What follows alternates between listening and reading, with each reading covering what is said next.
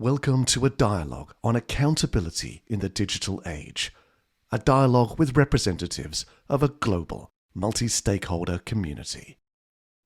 And I'm your host, Frits Bussemaker, and today I'm having a dialogue with Sharon Lemac Vincere. Sharon, welcome to the program. Thank you so much for inviting me. It's lovely to be here. And Sharon, let me briefly introduce you to the audience. You are a lecturer at Lancaster University, but that's actually where you are at the moment, I see. Yes, I am. A background in the social legal investigation, which is curious by itself, but that's not really the reason we're going to talk, because you are also the host of a podcast, Space No Rocket Required. And people would call you the space lady, because we're going to explore in this talk the role of space and all that technology in space. We are indeed. Great. Now, I first want to ask you, before we go into all the details, how did you get into this domain? First of all, just out of curiosity, what's your role to where you are right now? So my interest in space, I've always been interested in space since I was little, but how I've got into the space domain currently is because I've got a 14-year-old son who is a space fanatic. And when he was 8, I was traveling around the world taking him to space camps during the summertime. And he came out of a NASA camp in Huntsville, Alabama, when he was 8, and he was so excited about what was happening in space. And I had not a clue. I had very little knowledge about what he was talking about.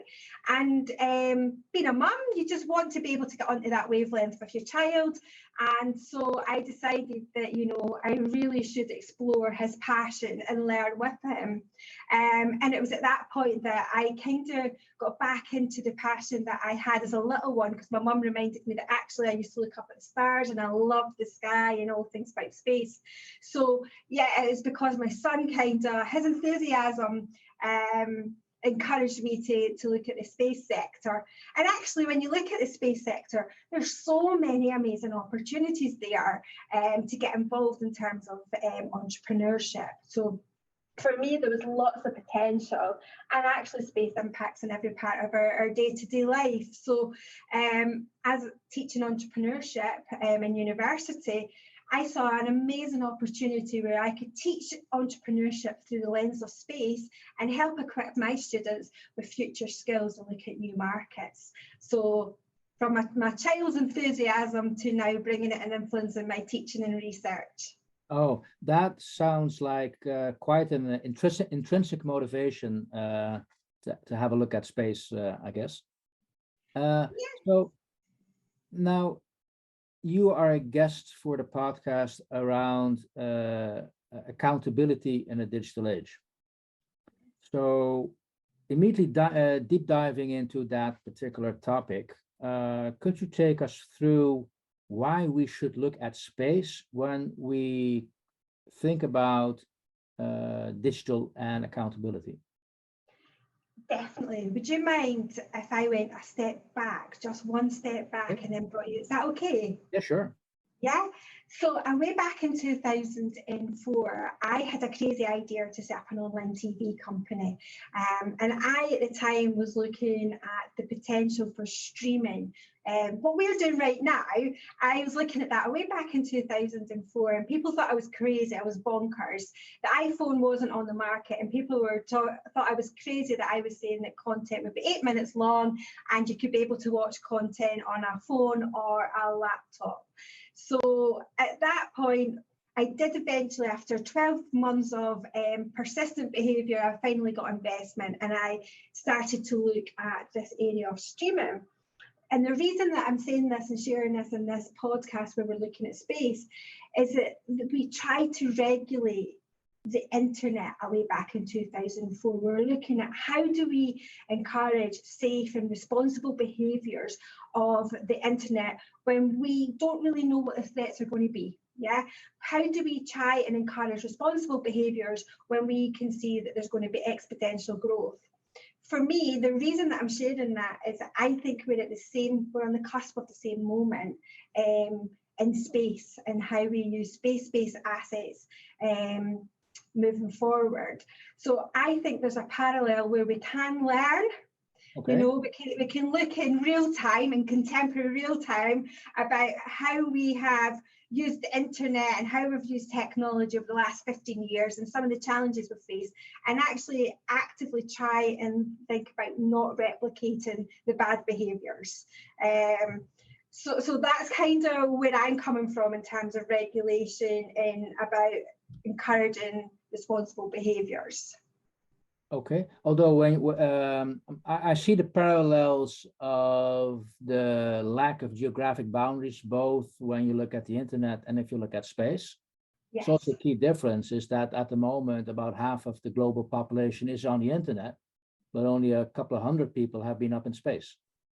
Of course, yes, but we do use space-based assets for our day-to-day life. Yeah, and actually one of the key ambitions is for you're quite right, because not all people have got access to the internet yet. Yeah, so we're taking that in a very privileged perspective by assuming that, you know, that everyone's got access to the internet and technology. We know that that's not true, and one of the key things is that space is hopefully the space-based technology that we develop will open up internet interconnectivity for the whole world. Yeah. And that's where space comes into moving forward. So hopefully that removes the inequalities. I'm not suggesting in a purist world that, you know, it's going to be that simple, but I think the theme is that we bring the whole world on board online, and you may have some thoughts on that, but I think it should be a choice. Everyone's got access to the internet and technology. Okay, so now there's a very obvious link. I'm just thinking of Elon Musk's Starlink, that and now the capacity of the latest iPhone, which I mean, if you're in danger, you can actually call a satellite. So I do see that direct link.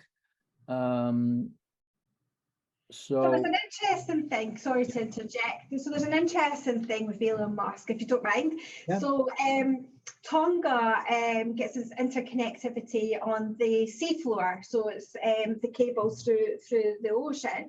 Now there was a tsunami which actually impacted on Tonga's ability to get connectivity, and Elon Musk's Starlink team went out to Fiji, and they actually put up a Starlink ground station to then reconnect Tonga.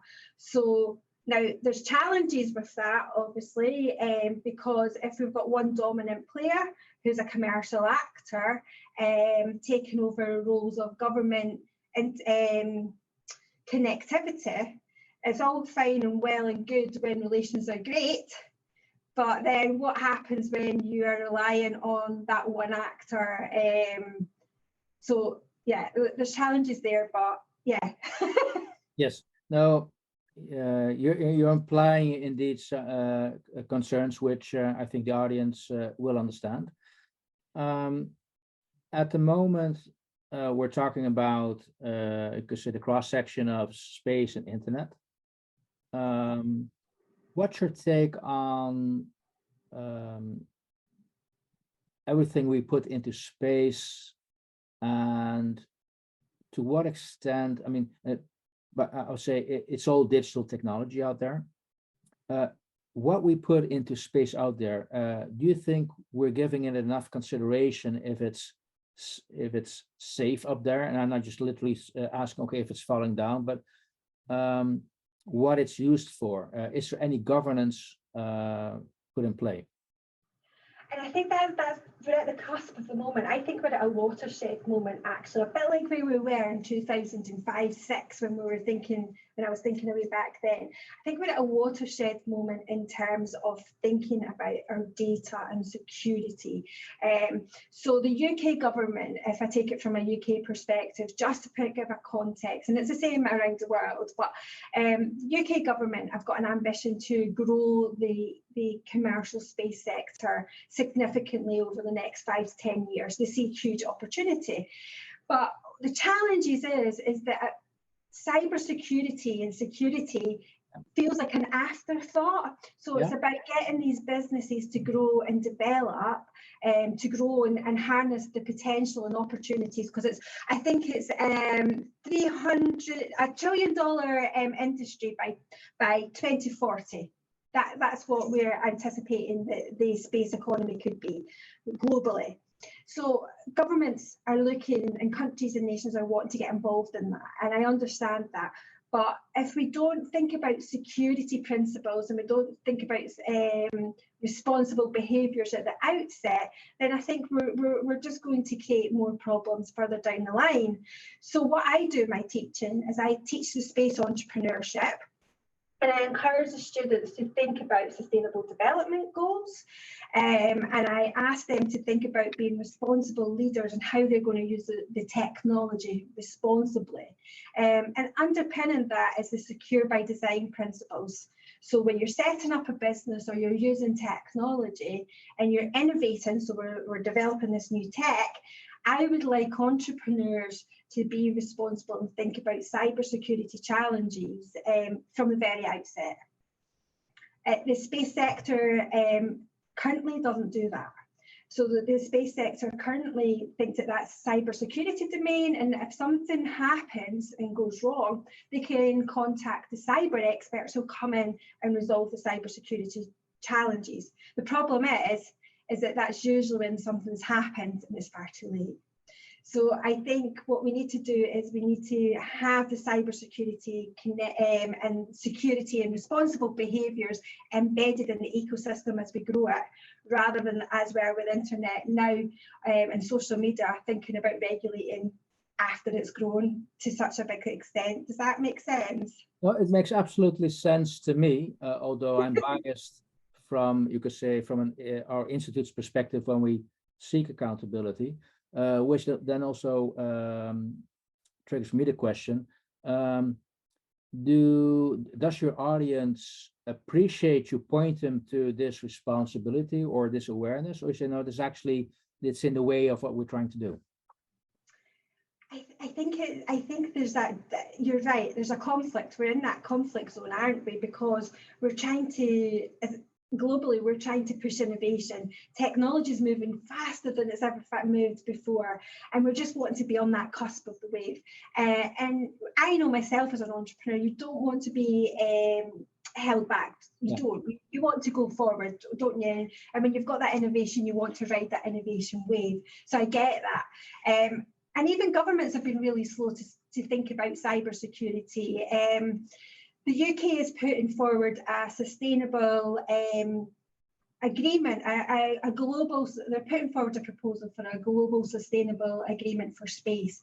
And I was delighted to see that in the framework, in the draft framework, they've got cybersecurity and responsible technology behaviours embedded in that.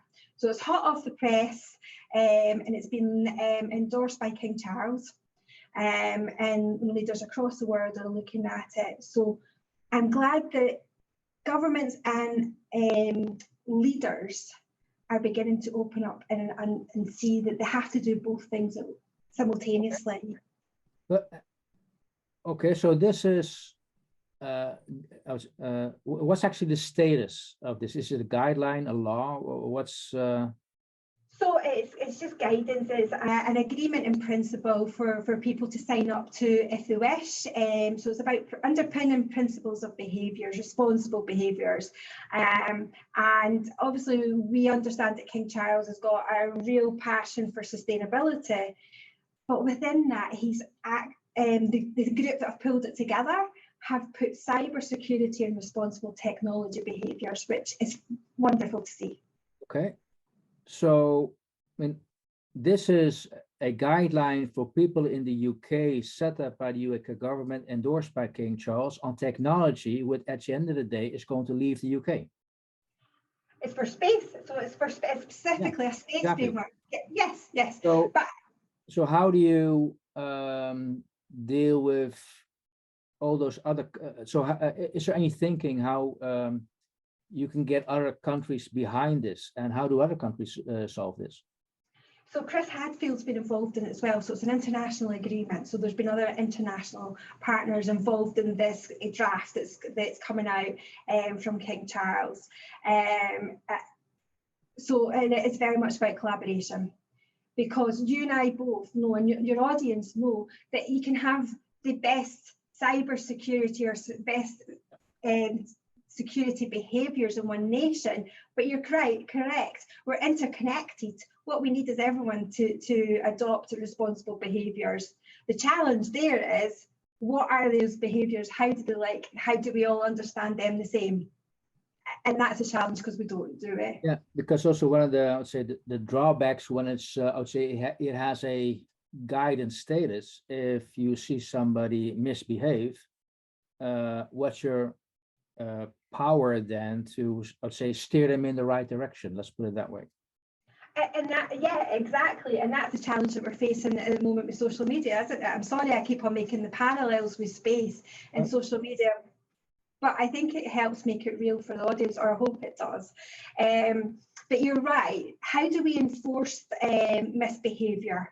And actually, our understanding of misbehaviour in the UK may be different from a different nation, yeah? So how do we get that collective agreement where we can work and grow and realise our ambitions in peace? Okay. But I think that the great point what you're making is that as an industry looking at the IT industry, and look, let's get everybody involved to think about how can we deal with accountability and make sure that we govern the technology in a responsible manner. It's actually interesting to realize, like, we have a parallel example developing on more or less at the same time as in another industry. Hey, let's team up, see how you're doing it, because there's so much overlap in I'd say issues we need to solve. So it is a matter of realizing, you say, maybe getting you, I'll say not camps, but getting two groups together and say, look, how are you doing it? How am I? How are we doing it? What can we learn from each other? And bear in mind, I was also wondering about that. To what extent are you going back in time 500 years ago when we had Hugo Grootjes developed the law for the high seas? To what extent is that something the space industry takes on board? Well, it's actually touted as the key kind of agreement that if that could work, then surely we can come together and find a way to manage how we use the internet, because again, how do we regulate that? That's something that's almost 20 years we've been wrestling with that, and we're still finding the challenges. And how do we deal with space? And you're right, it's like these are three domains that we are challenging. We all need access to them, and if we can find a way that we can, as they have in the seas, you're right, the high seas, there's challenges with that, obviously, but there's going to be challenges with everything. And we see a lot of the literature, a lot of research in terms of peaceful use in outer space and looking at the moon. So currently, the King Charles and Chris Hadfield again, they have been working with a group of experts across the world, so an international group, and they've been looking at creating an Astra Charter. Do you know, like the Magna Carta? Yeah. An Astra Charter for the moon, to protect the moon, so that everyone can enjoy that and it isn't depleted by this race and commercialisation. Sorry, I'm slightly going off the technology, but the point you're making is, how do we regulate this if we need to, or how do we come to that common agreement? And yes, we've got the experience of the high seas. We need to now think about what's the future and how we will use that, because we've got so many complicated and different actors in the space sector now. Well, in this discussion, you reminded me also, maybe we should look at the people who signed up the agreement for the South Pole, because that's more or less the same situation. Exactly, yes. So we're not in unprecedented times, really, are we? We've got examples that we can pull from, and we've got examples that we can say, look, it can be done. We can work together. We just need global commitment and we just need to work together, listen, yeah? We need to listen to each other and respect each other and find a way to work in harmony. And I know that that's, you know, not easy. And certainly in the space sector, in this new emerging space sector that's growing, space diplomacy is a key thing. And again, they're looking at the technology within that. How do we use a different type of diplomacy? We're in a new era. How do we use diplomacy in a space sector that makes sure that we protect that for everyone to use? Okay. So there's a number of parallel things happening. So it could be that the powers that be should consider internet diplomacy. Yes, that would be wonderful, wouldn't it? Okay. Hey, so, yeah. Oh, no, I was just go ahead. It was just when you said space diplomacy. So my my PhD was a social legal PhD, and my PhD looked at the law of contempt of court. Mm-hmm. Which is really interesting when we look at enforcement of breaches of laws in different jurisdictions online. So I did some research on trial by social media and using contempt of court. And actually what we find is the laws are powerless in different jurisdictions. Because if I had a legal trial happening in the UK and there's reporting restrictions on it in the UK, and someone in America is talking about it, then we could try and raise a case against them in terms of a contempt of court. But the time, the money, and the effort to do that is significant. Yeah. So what I found in my research in terms of trial by social media was that actually laws are they're really difficult to enforce. They're really problematic online. And actually what we want to do is think about these problems, front end some of these problems, rather than trying to get an outdated 1200-year-old law or whatever to try and solve a social problem in a contemporary technology world. Okay, your research and how you described your research is actually a very nice segue to something I also wanted to introduce in our discussion. In the sense that regulating space, regulating the internet, I would say those are 21st century issues going at such a rapid speed that the analog traditional way we've governed these systems with rules and regulations can't keep up with. So I was wondering, and you may have alluded to a possible solution. So could these 21st century issues be solved by 21st century solutions? And that, if that's the case, what would they be in your mind? Maybe. Yeah, that's an interesting one. I'm afraid I don't have any answers. I don't have any answers, but it is something that I do think about it. And, you know, we're using AI as well. So thinking about AI coming in and trying to do some of the kind of, the policing of the internet. These kind of things, they worry me. But I can see that we're probably going to start to use AI more and more to actually scan the internet and look for problematic behaviour, and also in space. So I don't know how that is going to work out. So I'm sorry, Fritz, I don't have any answers. And you've already given us a couple of ideas. I think that I would say the internet, the community, a couple of ideas to think about. The diplomacy, realizing we have a number of parallel systems we could look at and see, hey, what can we learn from that, and see what we can copy and learn from each other. So those for me are valuable things to consider and take on board again. Hey, one last question, Sharon. I'm just wondering, given our discussion, what's your advice? What's the low-hanging fruit you feel this is something we can do, start to do today, tomorrow? Well, I think be kind to each other and listen more. I think we're too quick to judge and jump to conclusions.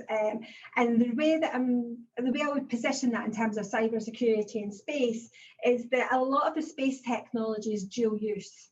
Yeah, so we may put it up for civil use, and it could be quite quickly be weaponized. And the problem is that we've got so many actors and we've got so much going on in space that one wrong mishap could have a direct impact in the whole world. And one hack of a satellite could be devastation for the world. And I think the problem with that is if we're in a geopolitical climate where we're not listening to each other and we're not working together, then we can have a false positive. So for me, technology moves really quickly and we're harnessing that, and I love technology. But I think we're losing the human aspect as well. And we need to get back to listening and getting round tables and working together in a collaborative way to preserve the world for my children and my grandchildren, your grandchildren. Yeah, we need to work together, and we know that the diplomacy does work long term. So that's my kind of take. Sharon, very sound advice, and I fully second your call for, okay, let's listen to each other, let's collaborate. I want to thank you so much for sharing your thoughts on the role of space and how space is a parallel to the internet. Lots to learn from each other, so I hope both communities will keep on having this discussion. Thank you so much. Thank you for inviting me.